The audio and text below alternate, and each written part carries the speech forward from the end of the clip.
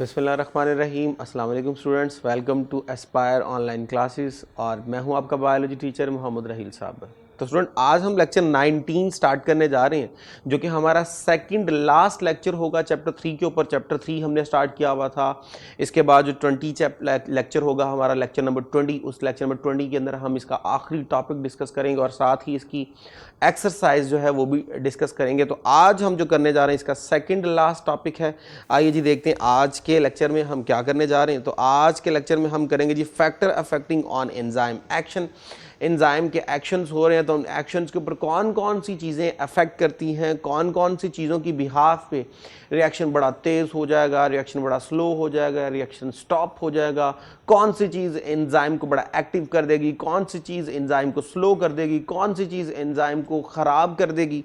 तो उन फैक्टर्स में हमने पढ़ना है जी सबस्ट्रेट कॉन्सेंट्रेशन का अफेक्ट देखेंगे, एंजाइम कॉन्सेंट्रेशन का अफेक्ट देखेंगे, टेम्परेचर का अफेक्ट देखेंगे और फाइनली हम देखेंगे पीएच का अफेक्ट। तो ये 4 अफेक्ट हमने देखने हैं। आइए जी फैक्टर्स की तरफ चलते हैं। तो फैक्टर्स क्या होते हैं? एनीथिंग विच पॉजिटिवली और negatively affect the rate of enzyme called factors. तो एंजाइम जो है वो फंक्शन कर रहा है एक स्पेसिफिक रेट के साथ, एक स्पेसिफिक स्पीड के साथ, तो डेफिनेटली उसके ऊपर बेशुमार चीजें असरअंदाज हो रही हैं। वो जो चीजें असरअंदाज हो रही हैं वो सारी की सारी क्या है? फैक्टर। अब वो चीजें हो सकता है एंजाइम के एक्शन को बहुत ज्यादा क्या कर दे? स्पीड अप कर दे।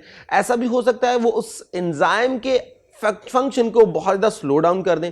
तो वो सारी चीजें जो बहुत ज्यादा अफेक्टिव हैं उसको हाई करने में, लो करने में, एंजाइम को खराब करने में, तो वो पॉजिटिव अफेक्ट कर रही हैं या नेगेटिव अफेक्ट कर रही हैं, वो सारी की सारी क्या कहलाती हैं? फैक्टर कहलाती हैं। अब स्टूडेंट, हर एंजाइम को प्रॉपर फंक्शन करने के लिए कुछ स्पेसिफिक कंडीशन चाहिए। टेम्परेचर चाहिए, स्पेसिफिक पीएच चाहिए। सो क्या होगा? Every enzyme work at a specific condition. Definitely most important condition आपके पास क्या होती है जी? टेम्परेचर या पीएच। ठीक है जी, ये बड़ी मोस्ट इंपॉर्टेंट कंडीशंस होती हैं। अगर इनमें किसी किस्म की खराबी आ जाए, सपोज कीजिए एक एंजाइम जो है वो लो टेम्परेचर पे काम करना चाह रहा है, आप उसे हाई टेम्परेचर दे देते हैं, या एक बहुत हाई टेम्परेचर पे काम कर रहा है उसे आप लो टेम्परेचर दे देते हैं। पीएच में बात करते हैं जी, एक एंजाइम को एसिडिक पीएच रिक्वायर है, आप उसे बेसिक पीएच दे देते हैं। बेसिक पीएच रिक्वायर है, आप उसे एसिडिक पीएच दे देते हैं। तो ये जो कंडीशंस हैं, अगर इनको क्या कर दिया जाए? चेंज कर दिया जाए, तो एंजाइम के फंक्शन में प्रॉब्लम होगी। क्यों? वजह क्या है? क्योंकि टेम्परेचर हाई या लो करने पर, पीएच हाई या लो करने पर, चेंज करने पर क्या होता है? वो जो स्पेसिफिसिटी है एंजाइम की खराब हो जाती है। क्यों? क्योंकि एंजाइम की शेप खराब हो जाती है। तो अगर आपको याद हो पीछे वाला लेक्चर, तो उसमें मैंने बताया था कि एंजाइम के प्रॉपर फंक्शन के लिए जरूरी होता है उसकी शेप मेंटेन रहे। अगर शेप मेंटेन रहेगी तो एंजाइम प्रॉपर काम करेगा, और अगर ऐसा है शेप मेंटेन नहीं रहेगी तो एंजाइम अपना प्रॉपर फंक्शन नहीं परफॉर्म कर सकेगा। तो क्या है जी? ये जो स्पेसिफिक कंडीशंस हैं, अगर आप इनमें चेंज कर देंगे तो फिर क्या होगा? Any change in those condition में cause the change in the chemistry and shape. तो क्या होगा? एंजाइम की कॉम्पोजिशन में फर्क आ जाएगा, स्ट्रक्चर में फर्क आ जाएगा, शेप में फर्क आ जाएगा। जब इन तमाम चीजों में फर्क आ जाएगा तो डेफिनेटली एंजाइम वर्क नहीं कर पाएगा। So finally affect the rate of reaction. तो फाइनली असर किसको होगा? एंजाइम के फंक्शन को असर होगा, एंजाइम प्रॉपर फंक्शन नहीं कर पाएगा। तो आइए जी देखते हैं कौन कौन सी चीजें एंजाइम को अफेक्ट करती हैं। First of all enzyme concentration को देखते हैं। अब एंजाइम कॉन्सेंट्रेशन में क्या है स्टूडेंट? एंजाइमेटिक रिएक्शन के लिए मुझे 2 चीजें चाहिए। अभी रिएक्शन के तौर पे अगर हम देखें तो नो डाउट कंडीशंस में टेम्परेचर भी चाहिए, पीएच भी चाहिए, लेकिन अभी मैं सिंपल ये बात कर रहा हूं कि रिएक्शन के लिए मुझे क्या चाहिए जी? रिएक्टेंट चाहिए। ठीक है, अब रिएक्टेंट में, एंजाइमेटिक रिएक्टेंट में मुझे क्या चीज चाहिए? एक तो सबस्ट्रेट चाहिए और दूसरा मुझे क्या चाहिए जी? एंजाइम चाहिए। अब मुझे एंजाइम की कॉन्सेंट्रेशन का अफेक्ट देखना है, यानी अगर मैं एंजाइम की कॉन्सेंट्रेशन चेंज करूं तो क्या फर्क पड़ेगा एंजाइमेटिक रिएक्शन के रेट के ऊपर। तो स्टूडेंट, अगर मुझे एंजाइम की कॉन्सेंट्रेशन का अफेक्ट देखना है तो इसका मतलब मुझे एंजाइम की कॉन्सेंट्रेशन को यहां पे क्या करना होगा? चेंज। जबकि सबस्ट्रेट की कॉन्सेंट्रेशन मुझे क्या रखनी होगी? कांस्टेंट, क्योंकि मुझे अफेक्ट देखना है एंजाइम का। तो मैं एंजाइम को कम या ज्यादा करता रहूंगा और सबस्ट्रेट मेरे पास क्या रहेगा? कांस्टेंट। तो आइए जी एंजाइम कॉन्सेंट्रेशन का अफेक्ट देखते हैं। तो क्या होगा? Rate of reaction directly relate to the enzyme concentration. यानी कि आपको याद होगा इस तरह का एक साइन आप बनाते हैं फिजिक्स के अंदर, ये डायरेक्टली प्रोपोर्शन को शो करता है। तो एंजाइम का जो रेट है यहां मैं आर शो कर रहा हूं जी। रेट जो है वो डायरेक्टली प्रोपोर्शनल होगा किसके, एंजाइम की कॉन्सेंट्रेशन के। अब डायरेक्ट रिलेशन स्टैंड्स फॉर, अगर मैं एंजाइम की कॉन्सेंट्रेशन को क्या करूंगा, इंक्रीज करूंगा, तो मेरे पास रेट ऑफ रिएक्शन भी क्या हो जाएगा, इंक्रीज। और अगर मैं कॉन्सेंट्रेशन को क्या करूंगा, डिक्रीज, तो मेरे पास जो है वो रेट ऑफ रिएक्शन भी क्या हो जाएगा, डिक्रीज। अब उसके लिए मेरे पास कंडीशंस क्या होनी चाहिए, अनलिमिटेड सबस्ट्रेट कॉन्सेंट्रेशन होनी चाहिए। मैंने अभी ऊपर आपको बताया कि मुझे एंजाइम की कॉन्सेंट्रेशन का इफेक्ट देखना है। जब मुझे एंजाइम की कॉन्सेंट्रेशन का इफेक्ट देखना है तो मुझे चेंज क्या करना है, एंजाइम। तो चेंज क्या नहीं करना, सबस्ट्रेट, वो मेरे पास ऑलरेडी अवेलेबल है। तो मैंने कहा जी मेरे पास ऑलरेडी बहुत ज्यादा मिकदार में क्या अवेलेबल है, substrate, mean substrate already available. अब इन बातों से हमें ये आइडिया हो गया कि मैंने कहा जी मेरे पास सबस्ट्रेट जो है उसकी कॉन्सेंट्रेशन अनलिमिटेड है, और बताया कि वो पहले से अवेलेबल होगा। तो मेरे पास सबस्ट्रेट क्या है जी, अवेलेबल है। जब सबस्ट्रेट अवेलेबल है तो चेंज मुझे क्या करनी है, एंजाइम की कॉन्सेंट्रेशन मुझे क्या करनी है, चेंज करनी है। अब इफेक्ट को देखने के लिए मुझे एंजाइम चेंज करना है। सबस्ट्रेट मेरे पास ऑलरेडी अवेलेबल है और वो काफी ज्यादा मिकदार में है। मैं क्या करूंगा, एंजाइम की तादाद को कम या ज्यादा करके देखूंगा प्रोडक्ट कितनी जल्दी बनती है, कितनी लेट बनती है, क्या इफेक्ट होता है रेट ऑफ रिएक्शन के ऊपर। सो क्या होगा, कहता है जी if the amount of the enzyme is increase two fold, अगर मैं क्या करूं, एंजाइम की कॉन्सेंट्रेशन को 2 गुना बढ़ा दूं, तो मेरे पास क्या होगा, रिएक्शन रेट इज डबल, तो रिएक्शन रेट क्या हो जाएगा, डबल हो जाएगा। यानी वही वाला काम जो है वो कम टाइम के अंदर हो जाएगा। अब मेरे पास एंजाइम कॉन्सेंट्रेशन मैं बढ़ा रहा हूं, मैंने कहा डबल की, रिएक्शन रेट भी क्या हो गया, डबल। और अगर मैं ट्रिपल कर दूं तो रिएक्शन रेट भी क्या हो सकता है, ट्रिपल। आइए जी जरा इस चीज को समझने की कोशिश करते हैं। यहां पर ये मेरे पास ऑलरेडी सबस्ट्रेट अवेलेबल है, 1 2 3 4 5 6 7, तो 7 मेरे पास सबस्ट्रेट पहले से अवेलेबल है। एंजाइम की कॉन्सेंट्रेशन का इफेक्ट देखना है तो कंडीशन थी सबस्ट्रेट पहले से होना चाहिए, चेंज हमें क्या करना था, एंजाइम की कॉन्सेंट्रेशन। आई जी मैं क्या करता हूं जी, मैं एक एंजाइम डालता हूं, जैसे ही एंजाइम इससे रिएक्ट करेगा तो एंजाइम एज इट इज मुझे रिकवर हो जाएगा और मेरे पास क्या आएगी, फाइनल प्रोडक्ट आएगी। सपोज कीजिए मैं कहता हूं जी मुझे इस रिएक्शन के लिए 1 मिनट लगा, तो स्टूडेंट अगले मिनट में ये एंजाइम फिर इससे रिएक्ट करेगा और इसको फाइनल क्या करेगा, प्रोडक्ट में बनाएगा, और मेरे पास 2 मिनट लगेंगे, फिर इसके लिए 3, फिर इसके लिए 4 5 6 7, तो इस तरह 7 मिनट में आपका ये पूरा प्रोसेस कंप्लीट होगा।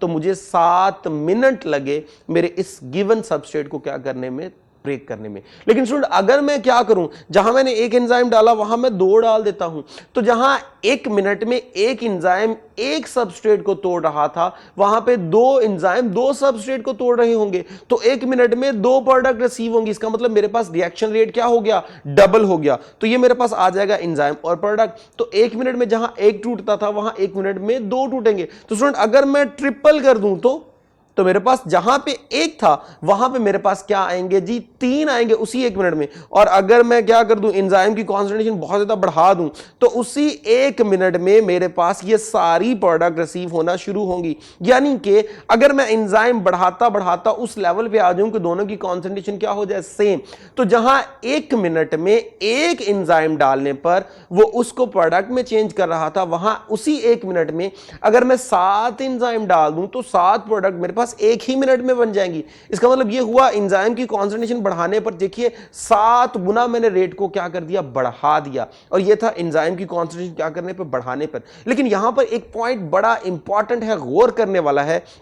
यहां पे मैंने एंजाइम की कॉन्सेंट्रेशन बढ़ा के बिल्कुल इक्वल लेवल पे ले आया, लेकिन अगर मैं क्या करूं, अगर मैं एंजाइम की कॉन्सेंट्रेशन यहां से भी मजीद बढ़ाना चाहता हूं तो रिएक्शन रेट मजीद बढ़ेगा, कभी भी नहीं बढ़ेगा। उसकी वजह क्या है, उसकी वजह यह है कि जो गिवन सबस्ट्रेट है वो मेरे पास क्या हो जाएंगे, खत्म। अब मैं जितने मर्जी एंजाइम की कॉन्सेंट्रेशन बढ़ाता फिरूं, कभी भी मेरे पास ऐसा नहीं होगा कि मैं रिएक्शन को पहले से भी ज्यादा क्या कर दूं, इंक्रीज कर दूं। सो अगर आगे हम आए तो आगे हमें कहता जी by increasing the enzyme molecule and increase in the number of the active site। अब रिएक्शन रेट क्यों बढ़ रहा है, जैसे जैसे आप एंजाइम बढ़ाते जा रहे थे तो हर एंजाइम की एक एक्टिव साइट है, वो एंजाइम की एक्टिव साइड एक स्पेसिफिक सबस्ट्रेट को पकड़ के क्या करती जा रही थी, प्रोडक्ट में कन्वर्ट करती जा रही थी। तो नंबर ऑफ एंजाइम इंक्रीज करने का मतलब हम number of active side increase कर रहे हैं, और नंबर ऑफ एक्टिव साइड का मतलब उसी ने तो कैटालाइसिस करनी है।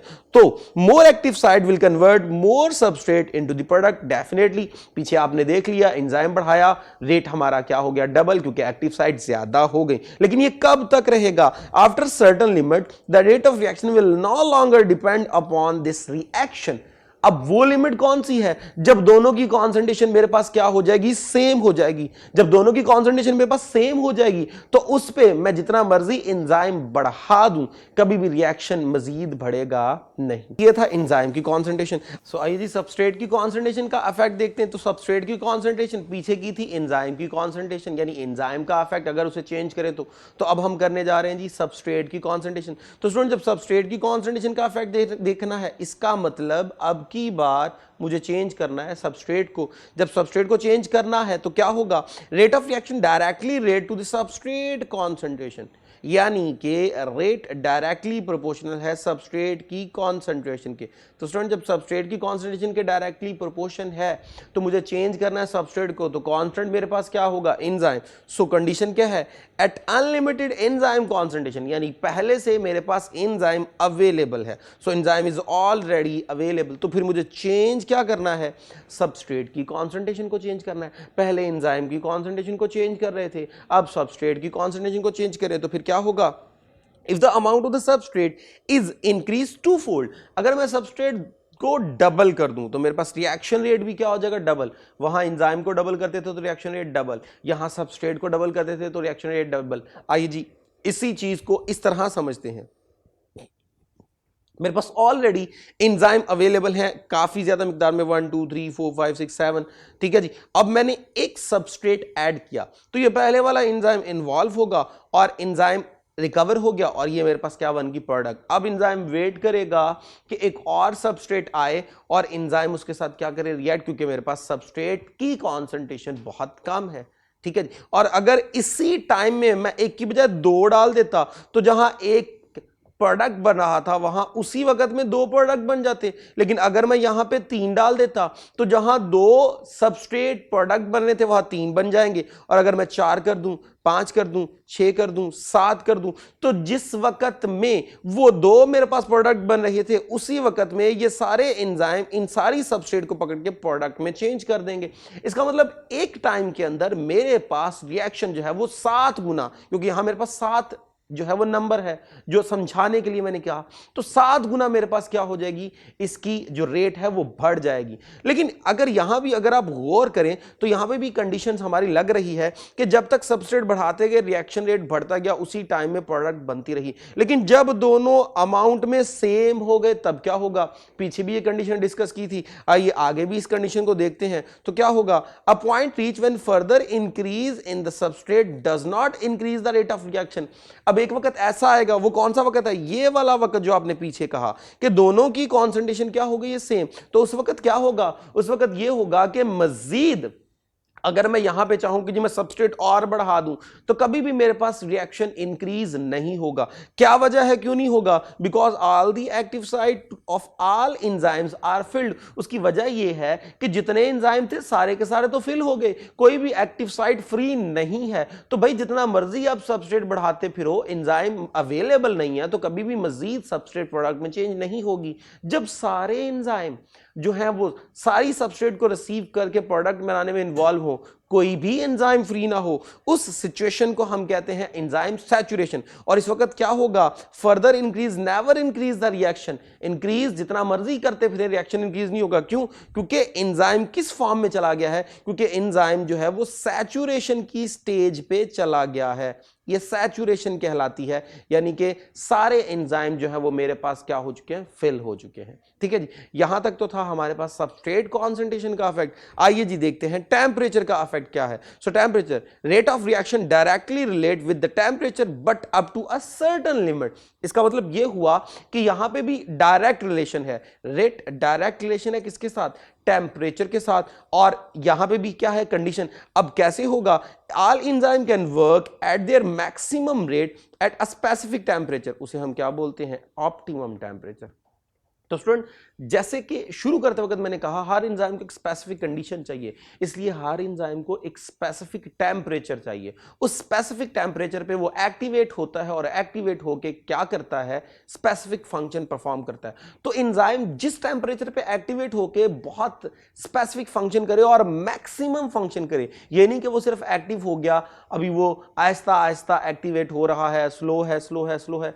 वी हैव टू ऑब्जर्व कि जहां वो मैक्सिमम काम कर रहा है, तो वो टेम्परेचर जिस पे एंजाइम अपना मैक्सिमम काम कर रहा है, वो इसकी क्या होगी, ऑप्टिमम स्टेट, ऑप्टिमम टेम्परेचर होगा।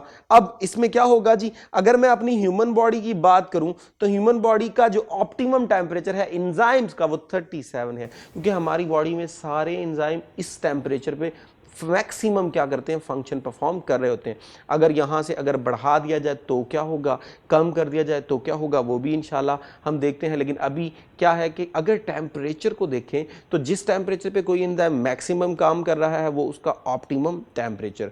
हमारी बॉडी का क्योंकि टेम्परेचर कांस्टेंट रहता है, 37 चेंज नहीं होता, तो हमारे सारे एंजाइम बॉडी के अंदर इस टेम्परेचर पे काम कर रहे होते हैं। इसका मतलब ये हुआ हमारे सारे एंजाइम्स का जो ऑप्टिमम टेम्परेचर वो क्या है, 37। आइए जी, ये एक छोटा सा आपको डायग्राम, नीचे छोटी सी डायग्राम शो हो रही है।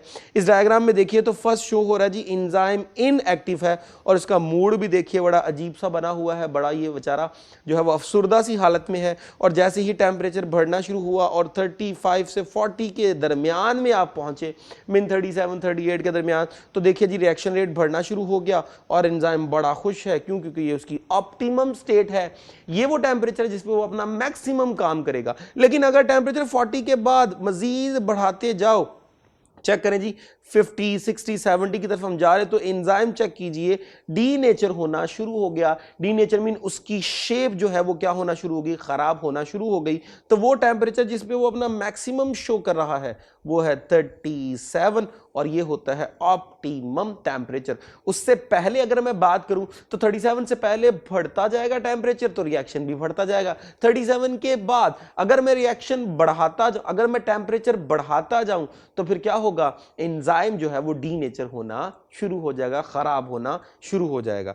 अब क्या होता है देखिएगा जी, ये मेरे पास हीट प्रोवाइड एक्टिवेशन एनर्जी। असल में होता ये कि टेम्परेचर क्या देता है, एक्टिवेशन एनर्जी। अब देखें जी एंजाइम्स हैं, उनके अंदर मॉलिक्यूल्स हैं, मॉलिक्यूल्स ने आपस में क्या करना है, कोलाइड करना है, एक्टिवेशन ताकि हो, ताकि वो आपस में क्या कर सके, रिएक्शन कर सके। सो क्या होगा, so molecule move randomly and collide with one and another, rapidly increase the reaction. तो टेम्परेचर जैसे जैसे मिलता जाएगा, एक्टिवेशन एनर्जी मिल रही है, रिएक्शन स्टार्ट हो रहा है, रिएक्शन प्रोसीड हो रहा है, मॉलिक्यूल आपस में कोलाइड कर रहे हैं ताकि नई से नई क्या बनाई जाए, प्रोडक्ट बनाई जाए। But further increase the heat also increase the vibration of the atom. लेकिन अगर मैं टेम्परेचर और बढ़ा दूं तो मॉलिक्यूल्स के दरमियान एटम्स की वाइब्रेशन बहुत ज्यादा क्या हो जाएगी, इंक्रीज। तो स्टूडेंट मॉलिक्यूल का स्ट्रक्चर एटम पे डिपेंड कर रहा है। अगर एटम्स की जो है वो वाइब्रेशन बहुत ज्यादा वायलेंट हो गई, बहुत ज्यादा जो है वो इंक्रीज हो गई, तो क्या होगा, इस चक्कर में मॉलिक्यूल की शेप खराब होना शुरू हो जाएगी। तो मॉलिक्यूल ने ही तो बेसिकली क्या किया हुआ है, एंजाइम को स्पेसिफिक शेप दी हुई है, तो एंजाइम क्या होना शुरू हो जाएगा, खराब होना शुरू हो जाएगा। तो इससे क्या होगा, if vibration become too so violent, so globular structure is lost. तो ग्लोबुलर स्ट्रक्चर क्या हो जाएगा, खराब। ये देखिए जी शुरू में एंजाइम का स्ट्रक्चर है ये, और एक स्पेसिफिक टेम्परेचर के बाद जब आपने टेम्परेचर बहुत ज्यादा दिया, ये देखिए खराब हो गया। इसी को अगर हम देखें, यहां इधर देखिए, ये हमारे पास जो है वो एंजाइम दिए गए हैं। अब एंजाइम के साथ रेड कलर के सबस्ट्रेट हैं। नीचे देखिए जी एंजाइम का टेम्परेचर आपको इंक्रीज होता नजर आ रहा है। जैसे जैसे टेम्परेचर इंक्रीज हो रहा है, एंजाइम जो है वो क्या कर रहे हैं जी, प्रोडक्ट बनाने में इन्वॉल्व हो गए, एक्टिविटी बढ़ रही है। लेकिन जैसे ही ऑप्टिमम टेम्परेचर से बढ़ गया, एंजाइम चेक करें जी क्या हो गया, डी नेचर हो गया। आइए जी नेक्स्ट इफेक्ट देखते हैं जी, एंजाइम क्या हो गया, डी नेचर। नेक्स्ट पीएच का इफेक्ट देखते हैं। अब पीएच का इफेक्ट क्या है, जिस तरह एक स्पेसिफिक टेम्परेचर चाहिए उस तरह हर एंजाइम को एक स्पेसिफिक क्या चाहिए, पीएच चाहिए। So every enzyme functions most effectively over a narrow range of pH known as optimum pH. तो स्टूडेंट जिस तरह हर एक एंजाइम एक स्पेसिफिक टेम्परेचर पे फंक्शन कर रहा था और बड़ा एक्टिवली बहुत ज्यादा फंक्शन कर रहा था, बिल्कुल उसी तरह हर एंजाइम एक स्पेसिफिक पीएच पे काम करता है। जिस पीएच पे कोई एंजाइम काम करता है उस एंजाइम की वो क्या कहलाती है, ऑप्टिमम पीएच। अब स्टूडेंट पीएच क्या है, आपने मैट्रिक लेवल पे पढ़ा है पीएच स्केल, वो हमारे पास था 14 तक, जिसमें आपने पढ़ा 1 to 7, अगर 7 से नीचे आए तो आपके पास क्या आएगा जी एसिड, 7 से ऊपर जाए तो आपके पास क्या आता है बेस, 7 आपके पास क्या है न्यूट्रल। तो ये जो पीएच है, हर एंजाइम को एक स्पेसिफिक पीएच चाहिए, या वो एसिडिक एनवायरनमेंट में काम कर रहा होगा या वो बेसिक एनवायरनमेंट में काम कर रहा होगा। अगर मैं वो उसका ख्याल नहीं रखता, एसिडिक था मैंने बेसिक दे दिया, बेसिक था मैंने एसिडिक दे दिया, तो क्या होगा, slightly change in the pH cause ionization of the amino acid at active site। तो क्या होगा, एंजाइम की एक्टिव साइट जो इन्वॉल्व है सबस्ट्रेट को पकड़ के प्रोडक्ट बनाने में, जैसे ही पीएच चेंज हुई, एंजाइम्स के amino acid Aahista Aahista denature होना शुरू हो गया, खराब होना शुरू हो गए, आयनाइज होना शुरू हो गए। ऐसा भी हो सकता है पीएच चेंज होने पर सबस्ट्रेट भी आयनाइज हो गए, तो जो काम था हमारा डिजायर वो तो कभी भी नहीं होगा। क्यों? क्योंकि पीएच जो स्पेसिफिक थी जिस पे एंजाइम ने अपना मैक्सिमम फंक्शन करना था वो परफॉर्म नहीं हुआ। सो स्पेसिफिक पीएच का होना बहुत ज्यादा क्या है जी, जरूरी है। पीएच की इंपॉर्टेंस को करने के लिए आइए जी टेबल देखते हैं। टेबल में हमारे पास ये एंजाइम शो हो रहे हैं, पेप्सिन प्रोटीन को डाइजेस्ट करने वाला एंजाइम है, सुक्रेज ये भी जो है वो सुक्रोज को डाइजेस्ट करने वाला एंजाइम है, इंटेरोकाइनेज हमारे डाइजेस्टिव ट्रैक में, ट्रिप्सिनोजिन इनएक्टिव जो एंजाइम है उसको ट्रिप्सिन में कन्वर्ट करने के लिए यूज होता है, स्लाइवरी अमाइलेज कार्बोहाइड्रेट के लिए जो पैंक्रियाज से आ रहा था, कैटालेज हाइड्रोजन पर ऑक्साइड को ब्रेक करने के लिए यूज होता है, काइमोट्रिप्सिन प्रोटीन को डाइजेस्ट करने के लिए, पैंक्रियाटिक लाइपेज लिपिड के लिए, आर्जिनेज यूरिया साइकिल जो लीवर में हो रही होती है वहाँ पे इन्वॉल्व होता है। ये डिफरेंट एंजाइम जो है वो शो हो रहे हैं, आपको इनके फंक्शन याद करने की जरूरत नहीं, मैंने वैसे ही जो है वो बता दिए। इन सब की देख लीजिए सामने एक स्पेसिफिक पीएच है, अगर मैं इन पीएच को चेंज कर दूं तो एंजाइम डीनेचर हो जाएगा, एंजाइम खराब हो जाएगा। तो इन स्पेसिफिक पीएच का ख्याल रखना बहुत ज़्यादा ज़रूरी है। स्टूडेंट इन पीएच को आपने लाजमी अच्छे तरीके से याद करना है, बड़ी दफ़ा पास पेपर में एमसीक्यूज़ में ये पीएच पूछ ली जाती हैं, तो हर एक एंजाइम की पीएच का आपको प्रॉपर पता होना चाहिए। सो यहाँ पे हमारा जो था ये लेक्चर कंप्लीट हुआ। अब तक के लिए इतना ही। नए लेक्चर में नए कंटेंट के साथ हाजिर होंगे। इजाज़त दीजिए, अल्लाह हाफिज़।